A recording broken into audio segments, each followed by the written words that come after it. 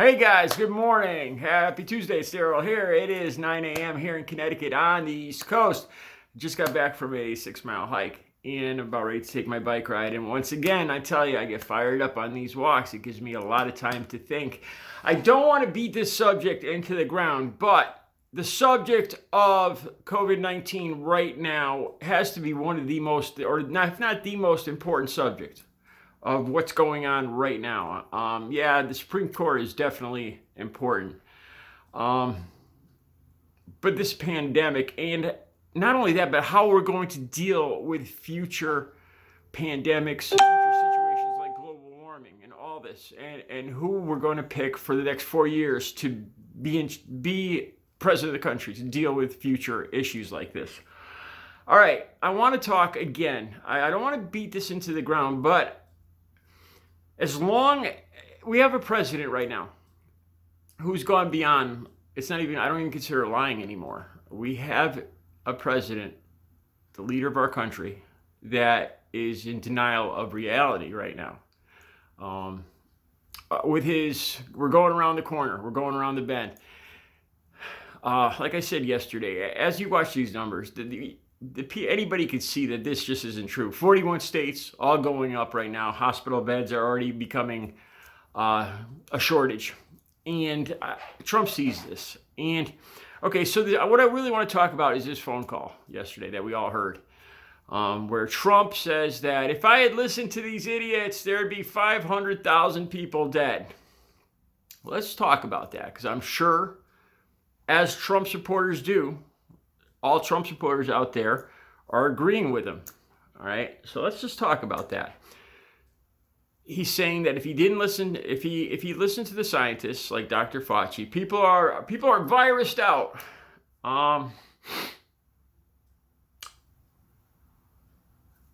You have to adapt to change. Yeah, I mean we all get stressed out, but he talks about it like it's something that like it's something that we could just make go away or wish away or deny.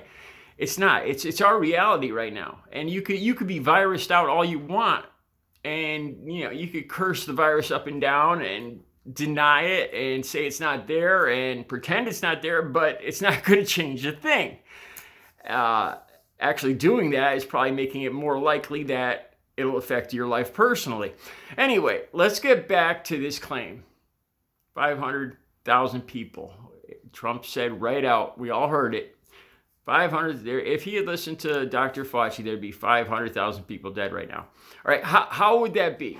Would it be, is he saying that if he had listened to Dr. Fauci, 500,000 people instead of 220,000 people would have died from COVID-19? Is that what he's saying? Because he's not specifying what these people would have died of. I can't imagine that's what he's saying. Because obviously Dr. Fauci is pushing for social distancing, things that mitigate this, things that prevent COVID-19. There's no way that listening to Dr. Fauci could somehow create more COVID-19 deaths. It's impossible. I don't understand how anything Dr. Fauci says, I mean that's his job, is to create less infections. So Trump can't possibly be saying that. What I have to assume he's saying when he says 500,000 dead is from some kind of depression, some kind of taking their own lives, depression, addiction. And they talk about being isolated, being locked in the house, these people complaining about the masks. All right, let's just take a little closer look at that. Is anybody locked in the house? No. Even at the worst of this, businesses that weren't crucial, that weren't important, those are the ones that shut down. Other than that, nobody was locked in anywhere. At least not around here, not that I know of. Nobody was locked in a house. You could still make phone calls. You could leave your house. You could go to the park. You could go to hike. You can go outside, inside. You can go throw the Frisbee to your dog. You could deal with the people inside your house. You just had to wear a mask. And businesses like, say, TJ Maxx or Marshalls. These are stores here up in the Northeast. Or Ocean State Job Lot. There's another Northeast store. These were going to be shut. So is what Trump is saying is that just because people couldn't go shopping for, I don't know, a pair of shorts, a sleeping bag, some shampoo. They could even get shampoo, and that would lead them to open a vein. That they'd be so depressed that they can't go out and buy summer shorts.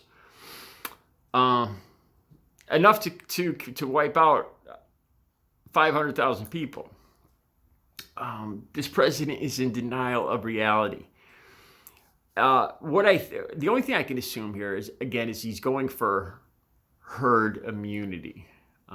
I think so. I ran some numbers this morning. I asked Google, what's the population of the United States, because I really wasn't sure. Came back 328 million. I thought it was more than that.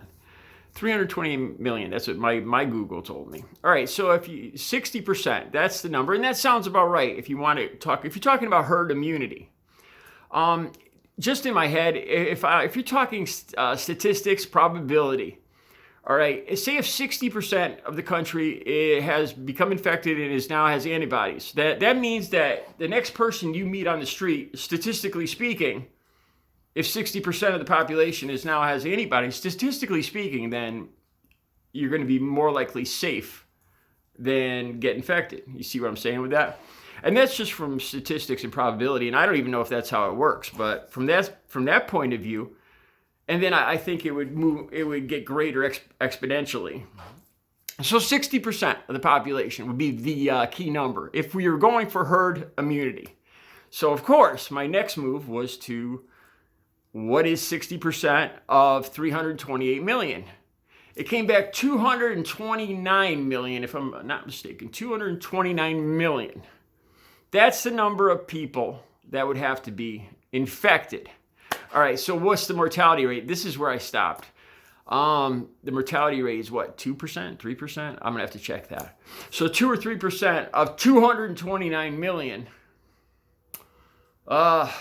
That's easily, I could tell you, that's at least a couple million people that would die.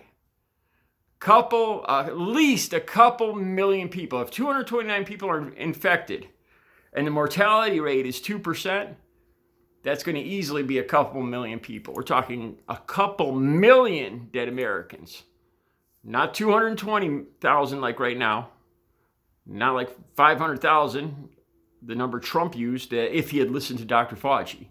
No, we're talking about 3 million people dead. That's what would have to happen to achieve herd immunity.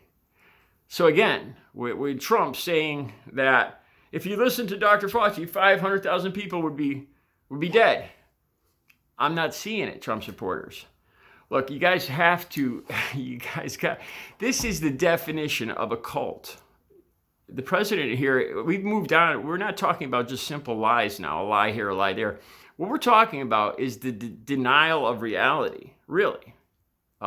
He's proposing a different reality than what is here. And there's a couple million people at least that are willing to believe that and argue it. That, like I said, this isn't a lie. This isn't just an argument over politics. This is just a flat out denial of reality. So I brought up climate change here. So once, hopefully, in say a year or so, once this vaccine, let's pray the vaccine comes, and within about a year, hopefully, the majority of us will be vaccinated, and this thing should fade to the back. But let's talk about Wuhan right now. Is there still wet markets in Wuhan? Are they still practicing those original kind of sloppy practices that probably brought about SARS and MERS and COVID-19? They're probably still doing that. Why? Because that's what human beings do. They resist change, just like the Trump supporters that resist putting a mask on right now. And it's leading to more deaths. I'd be willing to, I don't have a closed circuit TV in Wuhan province, but I'd be willing to bet that's what's going on in Wuhan province right now because people resist change. And as we know, that's not how evolution works. You have to adjust to change. Otherwise, you become extinct. All right.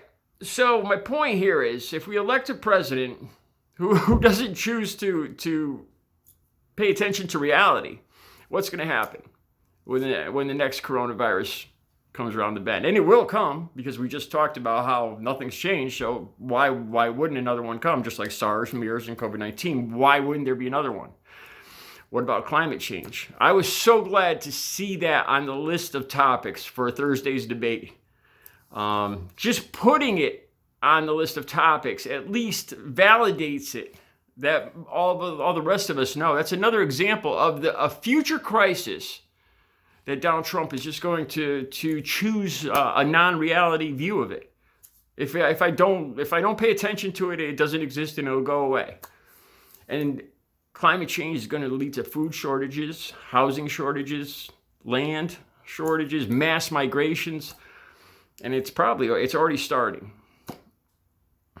So all this because we have a president who isn't just lying now, but is choosing a denial of reality. Pretty much the definition of a cult and a cult leader, Donald Trump. I'm telling you, I'm not exaggerating when I say that Donald Trump in this period in our history will be studied for as long as there is this country. As long as there is the United States, people are going to be studying the anomaly, the atrocity, the mess, the experiment that was Donald Trump. All right, you guys have a good Tuesday. I'll be back later.